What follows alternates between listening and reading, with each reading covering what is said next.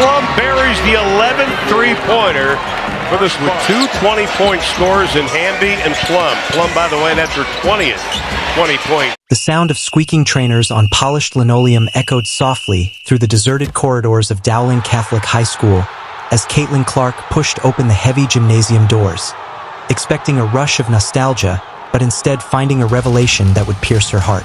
The familiar scent of wax, sweat, and disinfectant carried her back to long hours spent perfecting jump shots under the bright lights of this same court. Yet now, something felt different, hauntingly still, almost sacred. As the golden afternoon sun streamed through the tall windows, it illuminated a figure at the far end of the gym, moving with slow, methodical precision. There, gripping a worn mop and humming a tune she had not heard in years, stood Mr. Frank Thompson, the janitor who had quietly witnessed her journey from uncertain teenager to driven athlete. His silver hair glistened in the light, his back slightly stooped, his every motion careful and deliberate, each stroke of the mop handle a small act of devotion. The yellow mop bucket beside him creaked familiarly, its wheels protesting age and weight, just as Frank's hands did, lined with decades of labor and service. He looked smaller now, yet somehow larger in spirit, a man whose humility and constancy had built the foundation for countless young dreams, including hers. "Mr. Thompson," Caitlin called softly, her voice trembling through the cavernous gym. He turned, blinking, before recognition lit his tired eyes and a smile warm, genuine, timeless, spread across his weathered face. "Well, I'll be," he said, setting down his mop, wiping his hands on his faded blue work shirt embroidered with his name. "If it isn't Miss Caitlin Clark. Look at you, all grown up and famous. I've been watching you on TV, sweetheart.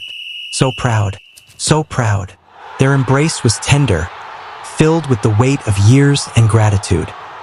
He still smelled faintly of the peppermint candies he always carried, mixed with the comforting scent of floor cleaner that had once symbolized the rhythm of her youth. Caitlin laughed through tears, unable to reconcile the image of her high school hero cleaning an empty gym at 80 years old.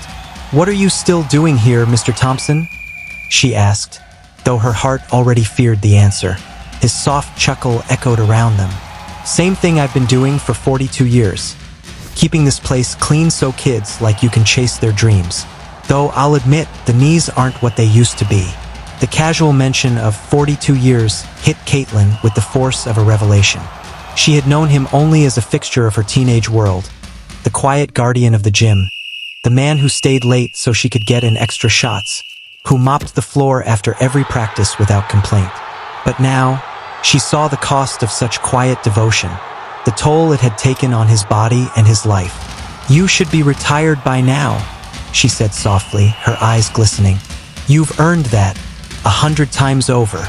Frank's smile faltered then, the first crack in the stoic mask of humility he had worn for decades. He leaned against his mop handle, his eyes drifting to the sunlight slanting across the court. "Retirement's a luxury some of us can't afford," he said, voice low but steady. "My Martha passed 3 years ago. Cancer. The hospital bills took nearly everything we saved. Social Security helps, but with my own medication, well, it doesn't stretch far. So here I am, still working, still moving." His words landed in Caitlin's chest like a weight she couldn't lift.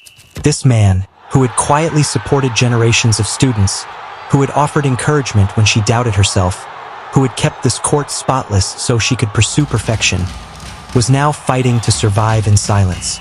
"It's not so bad," he continued, trying to soften her expression.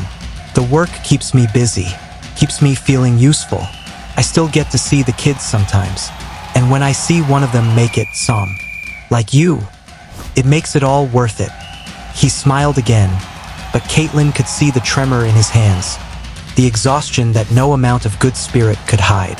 In that instant, something shifted inside her. A deep, unshakable sense of responsibility, as though the foundation of her own success had suddenly revealed the invisible scaffolding that held it up.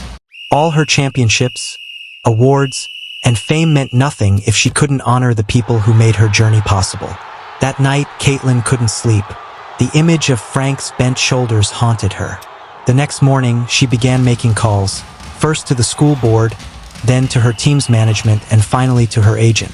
Within weeks, she announced the launch of the Frank Thompson Initiative, a charitable fund designed to support retired school custodians and maintenance workers who had given their lives to education without the means to rest.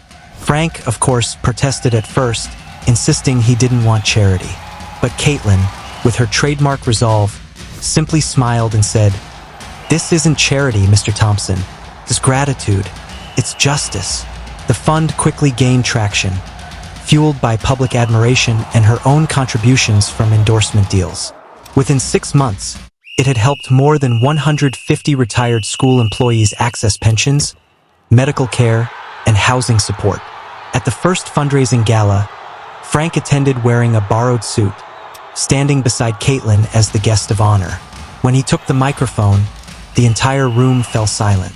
"I spent my life cleaning up after other people's dreams," he said with a soft smile. "But if my work helped even one of those dreams come true, then it was worth every long night." The applause that followed was thunderous, but Caitlin's tears drowned it all out. Later, as she drove Frank home, the old man turned to her and said, "You know what the best part of all this is, sweetheart? I get to see that you've not just become great, you've become good." That night, as Frank rested in his small home, newly refurbished through the foundation's support, Caitlin realized that success only truly means something when it circles back to kindness. The real victory wasn't in breaking records, but in mending the quiet, forgotten spaces where dignity lives. Because sometimes, the greatest heroes aren't the ones on the court. Zone defense is finding a player to box out. Cunningham off the deflection. Cunningham looking for some help. Pedals through traffic. Caitlin's voice trembled only slightly as she addressed the man who had once swept the gym floors while she practiced free throws late into the evening. "Mr. Thompson," she began, steady but full of feeling, "do you remember what you used to tell me when I was struggling with a bad game?" The elderly janitor smiled, his eyes gleaming with the wisdom of years. "I used to tell you that it's not about how many times you fall, but how many times you get back up. Character is built in the hard moments." Caitlin nodded, emotion thickening her voice. "And you've lived that truth every single day for 42 years. You've shown up, not for fame or glory, but because that's who you are." Then, with a quiet determination, she guided him to the bleachers where she had once sat as a nervous teenager. "Please sit down, because what I'm about to tell you will change your life." What followed would become a story that traveled across the world, though it happened in the silence of an empty gym. She reminded him of the mornings he arrived early to polish the floors, the evenings he stayed behind to make sure every chair was perfectly aligned, and the way he took pride in the small things that made others feel seen. Mr. Thompson's eyes misted over with the memories of countless games and generations of students. "Those were some of the best nights of my life," he said quietly. "Watching you kids give everything, you had made it all worth it." Caitlin smiled through her tears. "Then it's time for someone to take care of you the way you've always taken care of us." She revealed that she had just called her financial advisor and created the Frank Thompson Retirement Fund. "You never have to work another day unless you want to," she said. Frank's face paled as the meaning sank in. He stammered, "Caitlin, that's too much. Can't let you do that." But she shook her head. "What's too much is an 80-year-old man working double shifts because we don't value people like you enough. You've earned peace, not exhaustion." The tears that followed were pure, tears of a man who had spent his life in quiet service, finally recognized for it. Yet Caitlin didn't stop there.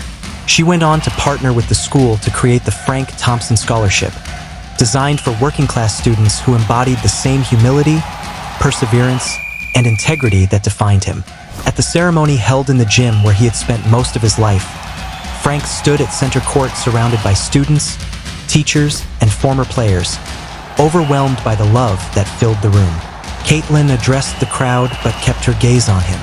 "I learned from Mr. Thompson that greatness isn't loud or flashy. It's showing up every day, doing your job with pride, and treating people with kindness.